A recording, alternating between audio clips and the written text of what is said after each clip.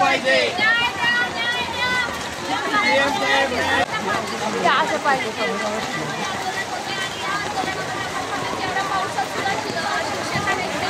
चिखलामध्ये भिजताना दिसतात आहे आणि शिक्षकांवरती दुर्दैवी परिस्थिती फक्त स्थानिक सरकारमुळे आलेली आहे.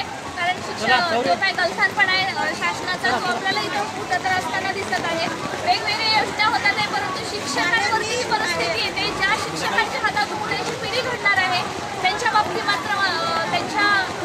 मात्र 80,000 पद रिक्त असताना सुद्धा जवळपास आज आपण पाहतोय की मोठ्या पदांची भरती होते आणि रिक्त पदांची भरती झाली पाहिजे याच्यासाठी आपली सर्वांची मागणी आहे.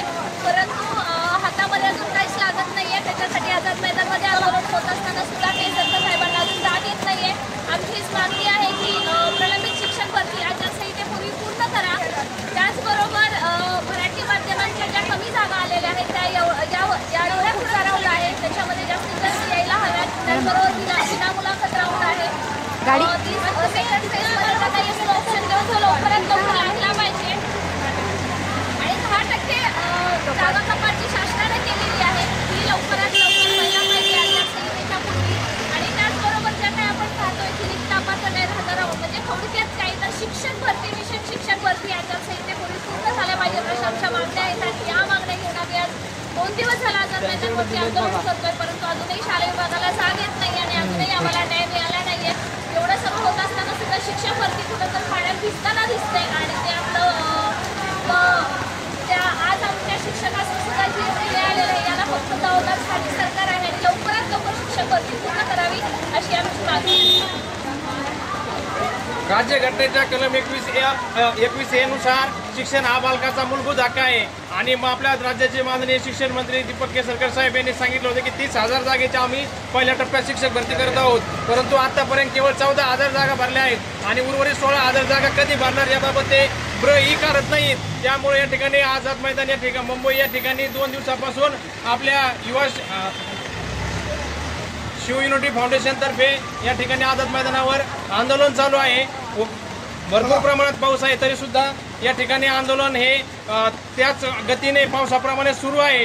परंतु या ठिकाणी शिक्षण मंत्री या ठिकाणी लक्ष द्यावेत आणि त्यांनी आम्हाला भेट द्यावी आणि भेट देऊन तात्काळ जो सेकंड फेजचा टप्पा आहे तो टप्पा पूर्ण करावा आणि त्यामध्ये जिल्हा परिषदच्या जास्तीत जास्त जागा भरण्यात याव्यात अशी आम्ही CM साहेबाला आणि शिक्षण मंत्री साहेबाला विनंती करत आहोत. शासनाने 80% पद भरतीला मान्यता देऊन सुद्धा एका सोलापूर जिल्ह्याच्या रोजगार घोटाळ्यामुळे पूर्ण जिल्ह्यातील जागा घोटवल्या आणि आता 10% जागांसाठी आम्ही आता रस्त्यावर उतरलेलो असताना सुद्धा CM साहेब किंवा केसरकर साहेब कुणी सुद्धा आमच्याकडे लक्ष देत नाही आहे. त्यामुळे 10% कपात केलेल्या जागा आचारसंहितेपूर्वी लवकरात लवकर शासनाने भराव्यात. त्याचबरोबर साधारण व्यक्तीच्या ज्या जागा आहेत 4,800 त्यामध्ये पण मराठी माध्यमाला न्याय द्यावा आणि मराठी माध्यमाला ह्या पुढच्या प्रत्येक टप्प्यात त्यांनी न्याय द्यावा अशी मी केसरकर साहेबांना आणि CM साहेबांना विनंती करते. आणि ह्याच्या पुढे आमची मागणी CM साहेबांनी लवकरात लवकर ऐकून घ्यावी आणि आम्हाला न्याय द्यावा आणि आम्हाला भेट द्यावी ही मी त्यांना विनंती करते. आज आंदोलनाचा दुसरा दिवस असूनही आम्हाला कुठलीही भेट मिळालेली नाही. ना CM साहेबांची भेट मिळाली आहे ना शिक्षक मंत्र्यांची भेट मिळाली आहे. शालेय सचिवांची भेट मिळाली आहे. आमचं असं झालेलं आम्ही IT इलेक्ट्रॉनिक मायक्रोबायोलॉजी बायोमॅथमॅटिक्स आणि बायोकेमिस्ट्री या विषयाचे उमेदवार असून आम्हाला गणित आणि विज्ञानसाठी पुणे SCRTने मान्यता देऊनसुद्धा आम्ही गेल्या 1.5 वर्षापासून मंत्रालयामध्ये खेटे मारत आहोत. पण तरी पण आम्हाला त्यांचा न्याय मिळाला नाही आणि यावेळी कन्व्हर्टेड राऊंडमध्ये आमच्यापेक्षा कमी मार्क असून मुलांची गणित विज्ञानसाठी भरती झालेली आहे. आम्हाला फक्त गणित विषयाच्यासाठी पात्र केलं आणि त्यामुळे मेरिटपेक्षा जास्त मार्क असूनसुद्धा आम्ही अजूनसुद्धा घरी बसलेले आहोत. तर यावर आपण विचार करावा आणि आम्हाला न्याय द्या अशी माझी मागणी आहे.